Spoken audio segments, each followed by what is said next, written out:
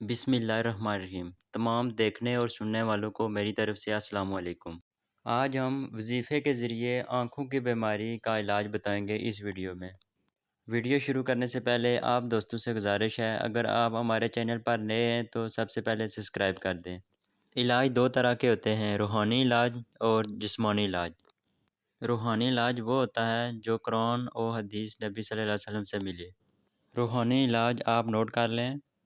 ہر نماز کے بعد 3 بار درود ابراہیمی پڑھ کر ہاتھوں پر دم کریں اور ہاتھ آنکھوں پر لگائیں۔ یہ دن میں 5 بار کرنا ہے اس طرح۔ یہ عمل کرنے سے آپ کے آنکھیں بھی ٹھیک ہو جائیں گی اور آنکھوں سے پانی آنا بھی بند ہو جائے گا اور نظر بھی تیز ہو جائے گی۔ بعض دفعہ آنکھوں کے سامنے مکھی نما چیز اڑتی ہوئی نظر آتی ہے اور بعض دفعہ چیزیں دگنی نظر آتی ہیں، اور دم کرنے سے انشاءاللہ یہ بھی ٹھیک ہو جائے گی۔ والسلام۔ نیکسٹ ویڈیو تک اللہ حافظ۔